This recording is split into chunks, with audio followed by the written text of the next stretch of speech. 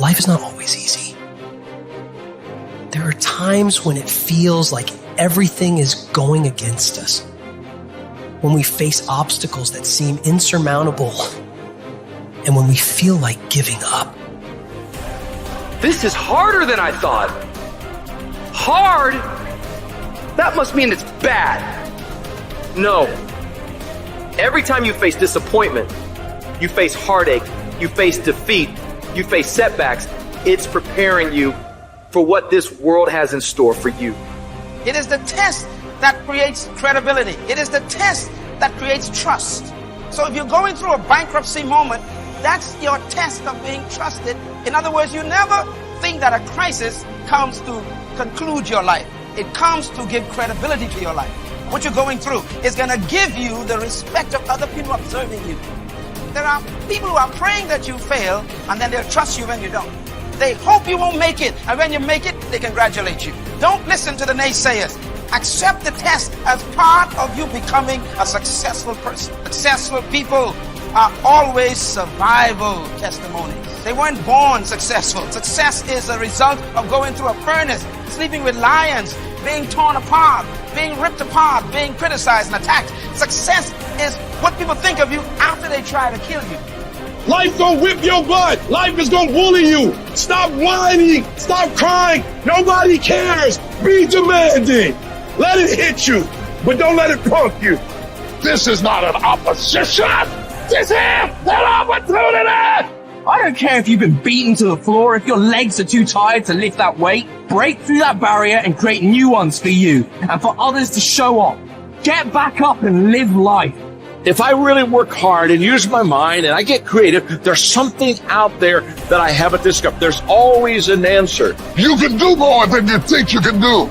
You can have more than you think you can have. The possibilities for you are unlimited. If you're coming back from adversity and devastation, it's unlimited of what you can do. There's no guarantee that because somebody is now down on their luck, they can never come back. Who can guarantee that you can't make? No one can do that. You don't know what the possibilities are for your life. You want your stuff? It's necessary you take responsibility for it. That you make it happen, that you don't give up, that you don't take any objection or disappointment or defeats personally, that you keep on keeping on, that you don't decide that I can't make it because you can't see the light at the end of the tunnel, that you realize that's a part of the program.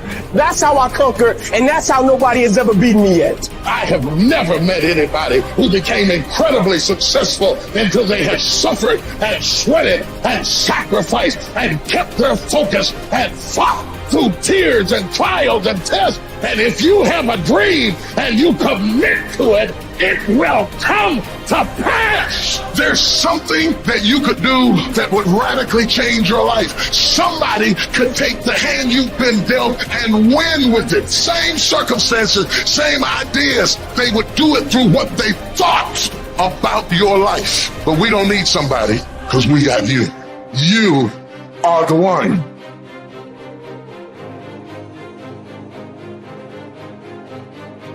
Remember then, that if you think the things which are by nature slavish to be free, and the things which are in the power of others to be your own, you will be hindered, you will lament, you will be disturbed, you will blame both gods and men. But if you think that only which is your own to be your own, and if you think that what is another's as it really is belongs to another, no man will ever compel you, no man will hinder you. You will never blame any man. You will accuse no man. You will do nothing involuntarily, against your will. No man will harm you. You will have no enemy, for you will not suffer any harm. Now is the time to get serious about living your ideals. How long can you afford to put off who you really want to be? Your nobler self cannot wait any longer. Put your principles into practice. Now, stop the excuses and the procrastination. This is your life. You aren't a child anymore. The sooner you set yourself to your spiritual program, the happier you will be. The longer you wait, the more you'll be vulnerable to mediocrity and feel filled with shame and regret, because you know you are capable of better. From this instant on, Vow to stop disappointing yourself. Separate yourself from the mob. Decide to be extraordinary and do what you need to do. Now. Never depend on the admiration of others. There is no strength in it. Personal merit cannot be derived from an external source. It is not to be found in your personal associations, nor can it be found in the regard of other people. It is a fact of life that other people, even people who love you, will not necessarily agree with your ideas, understand you, or share your enthusiasm. Grow up. Who cares what other people think about you? Caretake this moment. Immerse yourself in its particulars. Respond to this person, this challenge, this deed. Quit the evasions. Stop giving yourself needless trouble. It is time to really live, to fully inhabit the situation you happen to be in now. You are not some disinterested bystander. Participate. Exert yourself.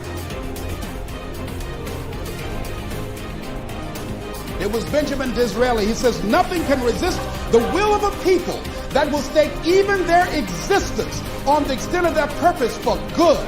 That when you dedicate your life to something, you bring on some powers in the universe that works through you to bring about changes that you would never ever know unless you have dedicated yourself.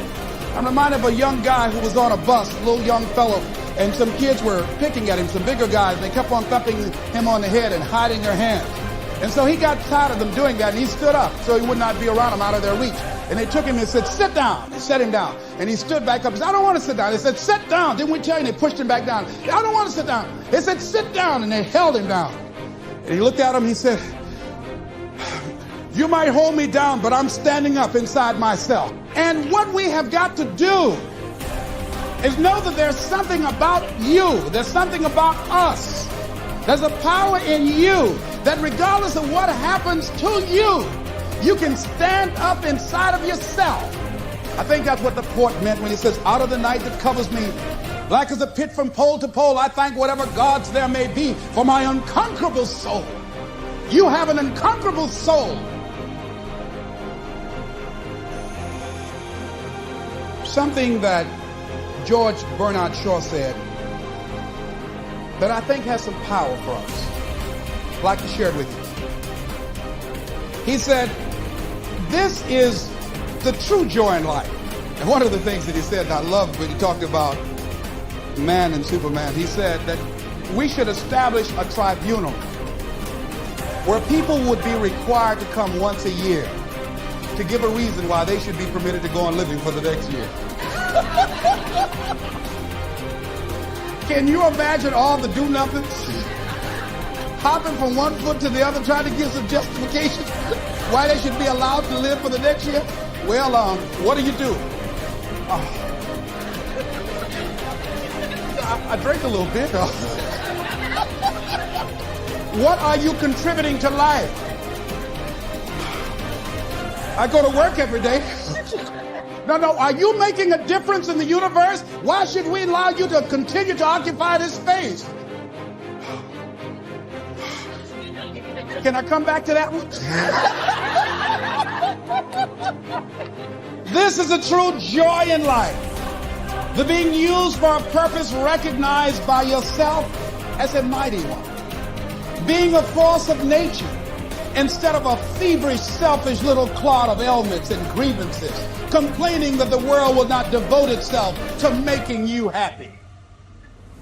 I am of the opinion, George Bernard Shaw goes on to say, that my life belongs to the whole community.